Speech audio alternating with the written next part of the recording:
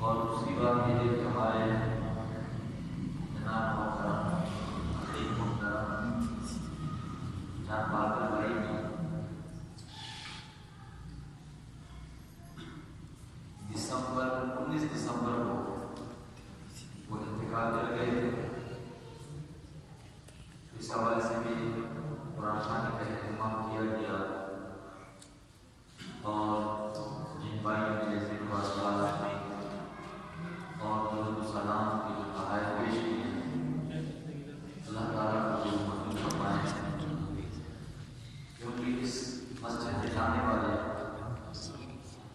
وہی تھے کہ جنہوں نے مجھے اس مسجد میں رکھا، تو ہم ان کے لیے دعا بھی کرتے رہتے ہیں اور انشاءاللہ جب تک اللہ تبارک و تعالیٰ نے زندگی دی تو مومنین و مومنات اور عزیز و اقربا کے ساتھ ساتھ ان کو بھی دعاؤں میں یاد رکھتے ہیں. ایصال ثواب، ایصال کا معنی ہے جمع کرنا اور دینا یا بیچنے کے لیے، کیونکہ اس طرح محافل میں ہم کیا کرتے ہیں، ثواب کو جمع کرتے ہیں اور ثواب کو جمع کرنے کے بعد پھر مومنین و مومنات کو دیتے ہیں.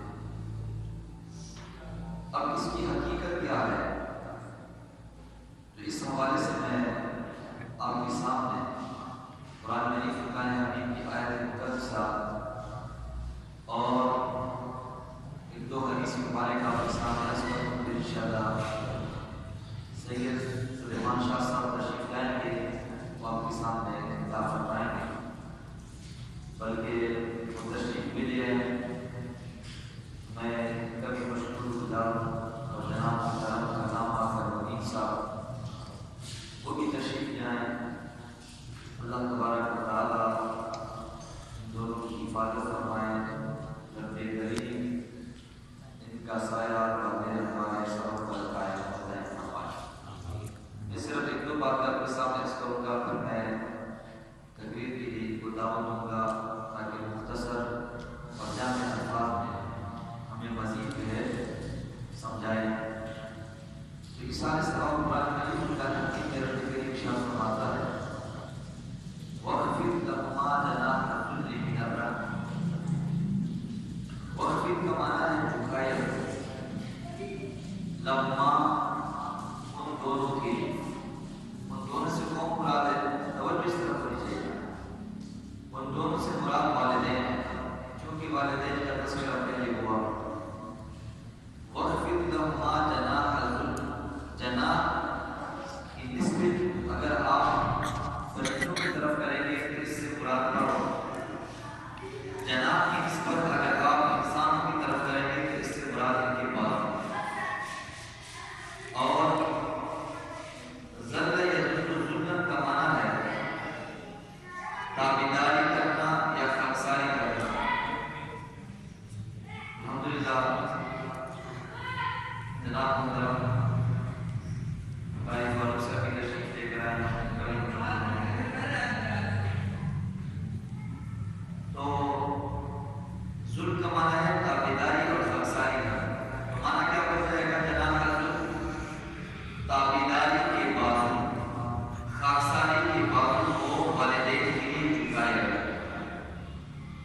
یعنی بعد سے کب کے بعد مراد ہے، جیسے ہماری نوجوان نسل ہے اور بعض میں طاقت آ جائے، طاقت آنے کے بعد جب وہ خود کمانے لگ جائے تو وہ سمجھتے ہیں کہ والدین کون ہے، والدین کو بھول جاتے ہیں اور کہتے بس ہیں تو ہم سب کچھ ہم ہی ہیں، ہم خود کما رہے ہیں، ہم خود کھا رہے ہیں، ہم خود بڑے ہو گئے، والدین کا ہمارے ساتھ کیا لینا ہے. تو پھر وہ والدین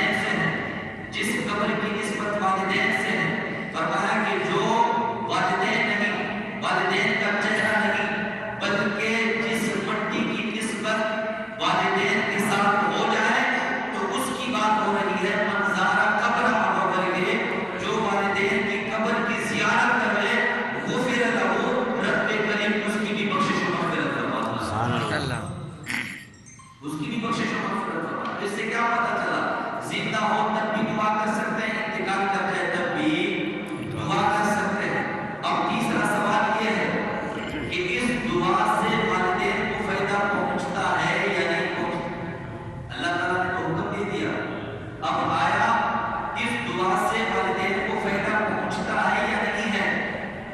تو جب ہم قرآن پاک پر غور کرتے ہیں کہ یہ کسی عام کا حکم نہیں ہے، یہ خود رب العالمین کا حکم ہے، جو میرا اور آپ کا پروردگار ہے، جو عالمین کا پیدا کرنے والا ہے، زمین و آسمان کی تخلیق کرنے والا ہے، دوزخ اور جنت کی تخلیق کرنے والا ہے، جس نے دنیا کی تخلیق فرما دی، اس کا حکم ہے، قرآن پاک میں ہے۔ تو اللہ تعالیٰ کیا کسی ایسے کام کا حکم دے کہ جس میں کوئی فائدہ نہ ہو؟ ایسا ہو سکتا ہے کہ اللہ تعالیٰ کسی کام کا حکم دے دے اور وہ بے فائدہ ہو؟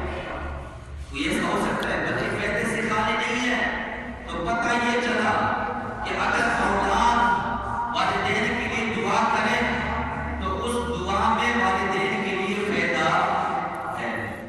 والدین کے لیے کیا ہے؟ فائدہ ہے۔ اب مجھے یہ بتائیں کہ دعا مانگنے والا کون ہے؟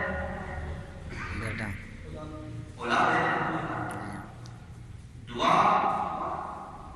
اولاد، اچھا اس میں محنت کس کی ہے؟ اولاد کی ہے۔ سب بول رہے ہیں یار، کسی کو سمجھ گیا اس میں محنت کس کی ہے؟ جب اللہ تعالیٰ نے اولاد کو حکم دیا تو اولاد دعا مانگی ہے نا، تو محنت کس کی ہو گئی؟